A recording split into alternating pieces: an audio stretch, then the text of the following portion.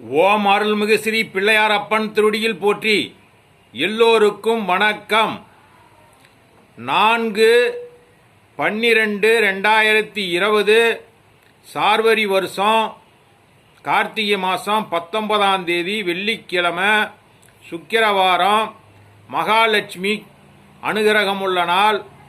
சுக்கிர கிரகத்திலிருந்து வெண்மையான காந்த அலைக்கதிர்கள் வீசும் நாள். நல்ல பலன்கள்லாம் நடக்கக்கூடிய நாள். இன்றைய சுபநாளில் சந்தோஷம். ஓம் அருள்மிகு ஸ்ரீ சர்க்குருவின் திருவடியிலே போற்றி. ஓம் அருள்மிகு ஸ்ரீ சர்க்குருவின் திருவடியிலே சரணம். சர்க்குருவே துணை. ஓம் அருள்மிகு ஸ்ரீ சர்க்குரு திருவடியில் சரணம். ஞானகீதை தொடர்கிறது.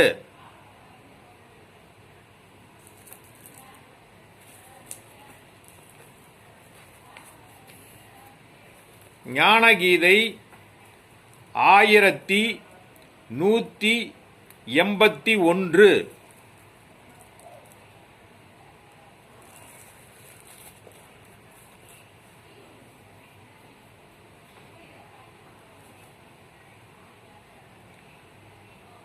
அண்டவெளி சக்தி மிக மென்மையானது, நன்மையானது, திடப்பொருளில் அகப்படாது, திரவப் பொருளிலும் அகப்படாது. ஆனால் எல்லாவற்றிலும் கலக்கும் தன்மை வாய்ந்தது. ஜீரண சக்தியை நிதானப்படுத்தும்.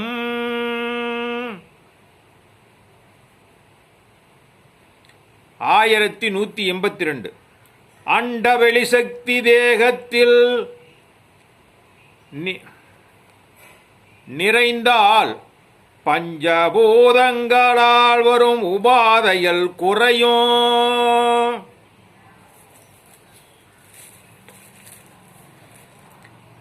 பஞ்சபூதங்கள் தேகத்தை காக்கும். அண்டவெளி சக்தி நிறைந்தவர்கள் நிம்மதி உள்ளவர்களாவார்கள். கவலைகள் துன்பங்கள் போன்ற ஏதும் இவர்களை பாதிக்காது. இவர்களிடம் பயனற்றதாகிவிடும். 1183. சாதனையின் போது அண்டத்தில் தொடர்பு கொள்ளும் நிலை தானாகவே வரும். அண்ட உணர்வு பிண்டத்தில் நிற்கும் போது பிண்டத்தின்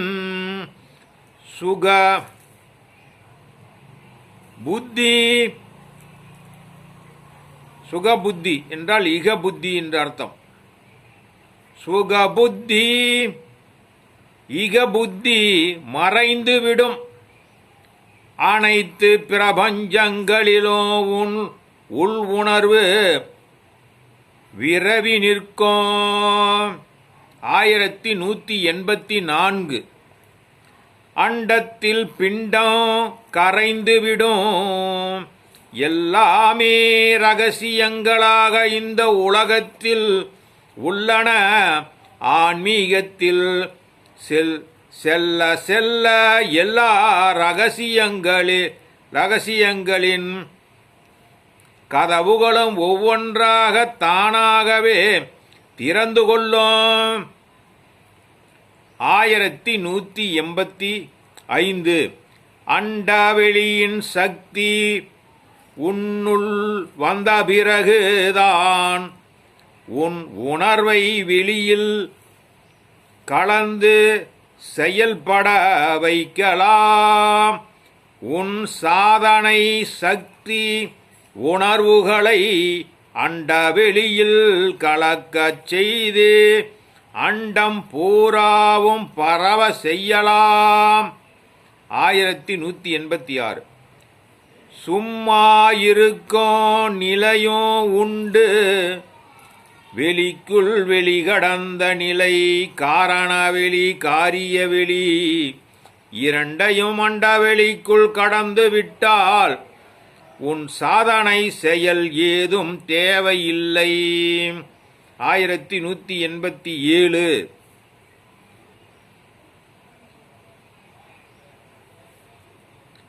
காரணவெளி இகத்திற்கு இன்றியமையாத ஒன்று. காரணவெளிகாலம் ஜெகம் யாவற்றோடும் தொடர்பு கொண்டுள்ளது. இதை உன் அண்டவெளி உணர்வால் தெரிந்து கொள்ள முடியும். 1188.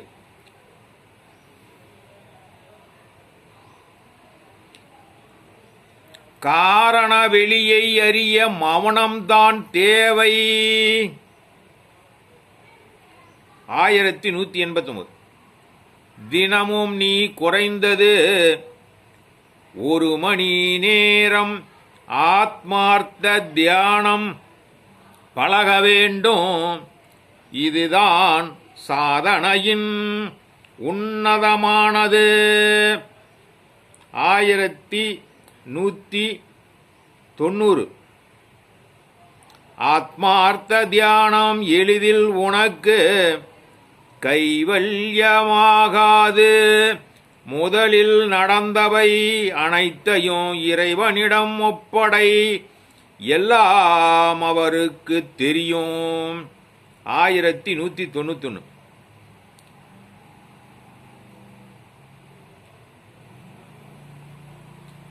அன்பு என்ற ஒன்று இகத்தில் நிலவுகிறது.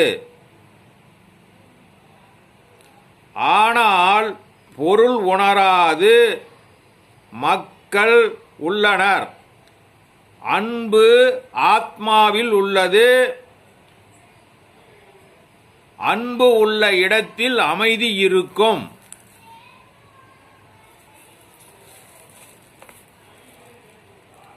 அன்பு தெய்வ சக்தி மலர்ந்திருக்கும். அன்பு அறிவை பிரகாசப்படுத்தும்.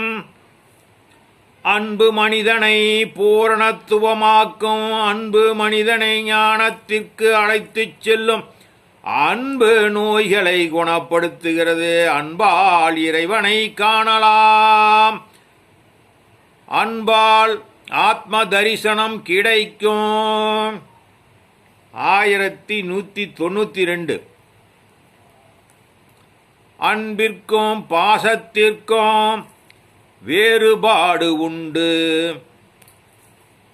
அன்பில் பகையில்லை என்றும் அன்புமயம் குறைக்கவில்லை. அன்பில் அனாதிசக்தி வளர்கிறது. அன்பில் பிண்டம் கரைகிறது. இதற்கும் பிறகுதான் ஆத்மாவோடு ஆத்மா கலக்கிறது. 1193. ஆத்ம சாதகனுக்கு மவனம் இன்றியமையாதது. தியானம் ஜபம் போன்ற எல்லாவற்றிற்குமே மௌனம் தேவை. 1194. மவனத்தில் விழிப்போடு இருந்தால் பல தோல்விகளை தவிர்க்கலாம். 1195. மவனத்தால் பல பிரச்சனைகள் குறைகிறது. முதலில் பிராண சக்தி சேமித்து வைக்கப்படுகிறது. 1196. நீ இகத்தை பற்றி அறிந்த அனைத்திலிருந்தும் விடுதலை பெருக ஈக கருத்துகளுக்கு மதிப்பு கொடுத்து அவைகளை பணிபுரிய செய்து உன்னை வீணாக்கிக் கொள்ளாதே. 1197. ஈகப்பற்று உள்ளவர்களுக்கு ஞானம் பிடிக்காது. இதற்காக வருந்தாதே. 1198. சரணாகதி உனக்கு உள்ள எல்லாம் இறைவனுக்கே சொந்தமாகிவிடு. உன் மன மனசுமை மன இறுக்கம் இரகசியங்களை பாதுகாப்பதில் உள்ள சிரமம் அவநம்பிக்கை எல்லாம் குறையும், நோய்கள் எல்லாம் குறையும், தெளிவு வரும். 1199. உனக்காக இயற்கை எல்லாவற்றையும் தயார் செய்கின்றது. 1200. நீ இயற்கையோடு ஏந்து வாழ்ந்து பார், பல நன்மைகள் உண்டு. எதற்கெடுத்தாலும் மருந்துகள் சாப்பிட்டு தேகத்தை வீணாக்கி கொள்ளாதே, மருந்தே உன்னை கொல்லும். 1201. முறையாக உன் தேகத்துள் வரும் நோய்க்கு உடனே மருந்து கொடுக்க வேண்டாம். உன் குரு ஜபத்தோடு சில காலம் இரு, நோய் நிலைக்குமேயானால் மருத்துவத்தை நாடு. 1202. பூரண சரணாகதி அடைந்தவனை, சரணாகதியை இறைவனை ஏற்றுக்கொண்டால் எந்த நோய்க்கும் மருந்து சாப்பிட வேண்டியதில்லை. நோய் தானாகவே குணமாகிவிடும். அறிவுக்கு ஒவ்வாத ஒன்று போல் தோன்றுமானால் அனுபவத்திற்கு வரும். 1203. சரணாகதி அடைந்தவன் தேகம் குண்டாக ஊளை சதை இராது, கண்கள் அமைதியாக இருக்கும், கால்கள் நடக்கும் பொழுது எந்த ஜீவனுக்கும் சிரமம் தராது. 1204. உன் கற்பனையால் சரணாகதி அடைய முடியாது. சர்க்குரு ஆசியாலும் உன்னுடைய வைராகிய சாதனையாலுமே இது சாத்தியம். 1205. சரணாகதி அடைந்தவன் இறைவன் பார்வையில் வளர்வான், நிறைய உண்ணமாட்டான், ஒடுங்கி இருப்பான். அவன் இறைவனை அறிந்து கொண்டே போவான். ஒவ்வொரு நொடியும் இறைவனை நோக்கி வேகமாக முன்னேறி கொண்டே போவான். 1206. சரணாகதி அடைந்தவனுக்கு நினைவு மறதி நிலை விரைவில் சித்தியாகும். 1207. சரணாகதி தத்துவம் இறை மார்க்கத்தில் எளிதானது, பழமையானது, எல்லோராலும் முடியும். 1208. சரணாகதிக்கு முதலில் உன் நாக்கையும் மனத்தையும் இறைவனிடம் பூரணமாக ஒரு நொடியில் திருப்பு. கொஞ்சம் கொஞ்சமாக திருப்பினால் உன்னால் வெற்றியடைய முடியாது. 1209. நீ தனித்து இருந்து இறைவனை சிந்தித்து பார், தனிமையில் இரு, இதமான சுகமுள்ளது. தனித்து இருக்கும் போது நீ தைரியமாக இருப்பாய், தனித்திருக்கும் போது இறைவனை உணர்வாய், தனித்திருக்கும் போது இறையருள் கிட்டும். 1210. மக்கள் விழித்திருக்கும் போது நீ தூங்கு, அவர்கள் தூங்கும் போது நீ விழித்திரு, சாதனை வளர வளர தூக்கம் குறையும். 1211. நித்திரை உன் விதி இந்திரியம் இரண்டிலும் சம்பந்தப்பட்டுள்ளது. 1212. விதியில் ஞான சக்தி வளர வளர ஞானத்தை நோக்கி உன் விதி செயல்பட உன் தூக்கம் சுத்தமாக்கப்பட்டு தெளிவிற்கு வரும். 1213.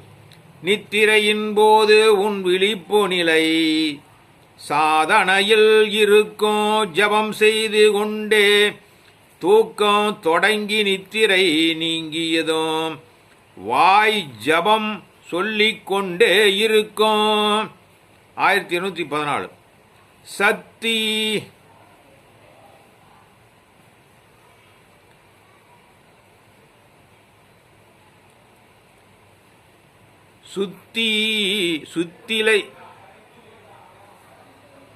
சுத்தி அலைவதில்லை. சூட்சுமம் சூட்சும் சுழியிலே முனையிருந்தால் மோட்சம் இதிலே ஆழ்ந்த கருத்து உள்ளது. 1215. சுழிமுனை தியானம் சக்தி வாய்ந்தது. ஆனால் சத்திய நெறி சிறிதும் தவறாகக் கூடாது. கோபம் காமம் பெரிய போதை குணங்கள் வந்தால் தேகத்தில் இடையூறுகள் ஏற்படும். 1216. ஒவ்வொரு தரிசனத்தின் போதும் இறைவன் படைப்பின் ஆற்றலையும் ரகசியங்களையும் அறிந்து கொள்கின்றாய். ஒவ்வொன்றும் ஒவ்வொரு புதிய கருத்தை உனக்கு சொல்லிக் கொடுக்கும். அவைகளை எழுத்தாக்க உன்னால் இயலாது. 1217. ஆன்மீக பயணத்தில் நீ செல்லும் வழியெல்லாம் ஆனந்தம். 1218. தியானம் என்பது நினைவு ஜீவனுடன் தொடர்பு கொள்ளுதல். இது விதியை கடந்து செல்ல வேண்டும். 1219. தியானம் என்பது தேகத்தினுள் அடங்கிய அனைத்து சக்திகளையும் கண்டறிந்து அவைகளுக்கு ஒருமைப்பாடு கண்டு ஒத்த கருத்துக்கு கொண்டு வந்து ஞானத்திற்கு அழைத்து செல்வதே தியானம். 1230. மனிதன் தன் பேய் குணங்களோடு தலைவிரித்தாடுகிறான். அவைகள் ஒடுங்கிய போதே தியானம் சித்திக்கும். 1221. சத்து சித்து ஆனந்தம் காண்பதே கழித்தலே துய்த்தலே தியானத்தின் பணி. 1232. அருள் அமுதம் சிரசிலிருந்து ஊற்றிலும் அதை சுவைக்க வைத்து அருளானந்தம் அடைய வைத்தலே தியானம். 1223. யோகத்தின் 8 படிகளை முறை பெறலாது கடைபிடித்து வெற்றி காண்பதே தியானத்தின் பணி. 1224. சமாதி மிக இன்றியமையாத நிலை. ஒவ்வொரு மனிதனும் இதை அனுபவிக்க வேண்டும். இது ஆனந்த நிலை. 1225. சமாதியில் கல்பசமாதி நிர்விகல்ப சமாதி என்று 3 உள்ளன. முன் 2 மணி எளிதாக வரும். சகஜ சமாதி நிலையானது. அது ஒரு ஆத்ம ஞானிக்கு கைகூடுகிறது.